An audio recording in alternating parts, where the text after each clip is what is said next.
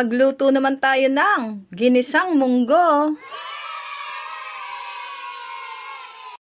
Ito ang ating mga kailangan: munggo, daon na malunggay, pork, bawang, sibuyas, kamatis, at syempre ating patis.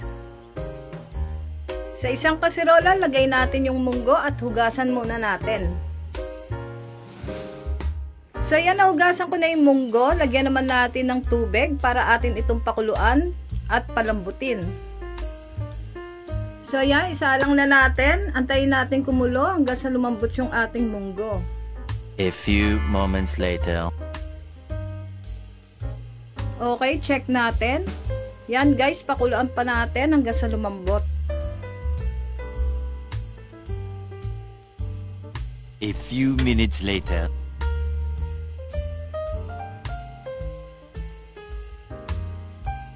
Yes, malambot na yung ating munggo. Pwedeng-pwede na to. Set aside muna natin. Sa isang kawali, gisa natin yung ating pork.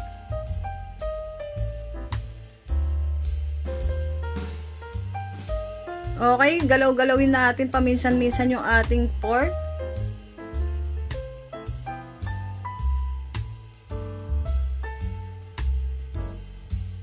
Okay, kailangan ko maglagay ng konting cooking oil.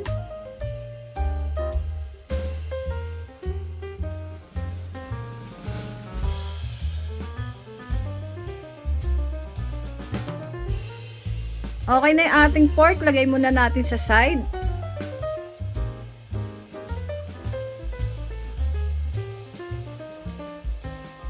Then, maggisa na tayo ng bawang.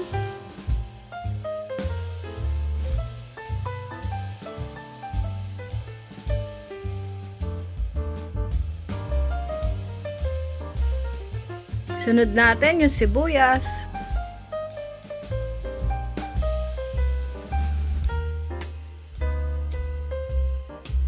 At syempre, ating kamatis.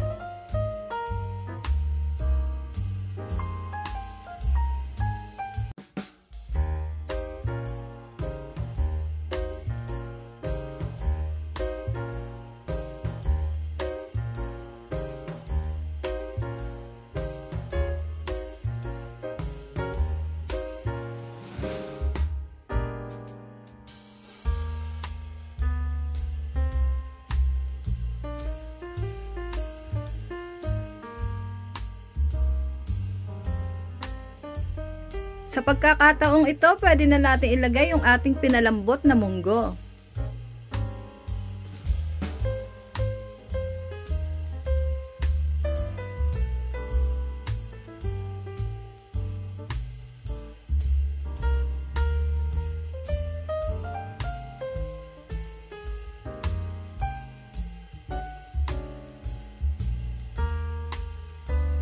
Maglalagay lang ako ng konting water.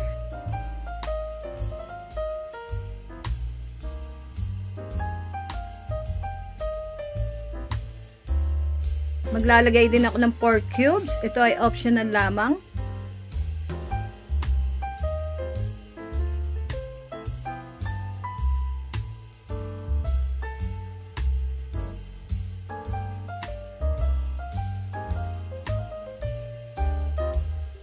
Lagay natin patis.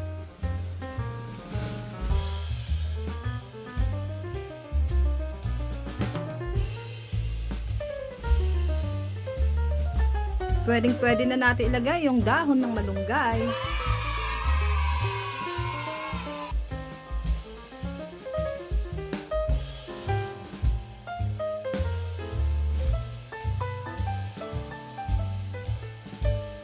Yes, luto na ang ating ginisang munggo.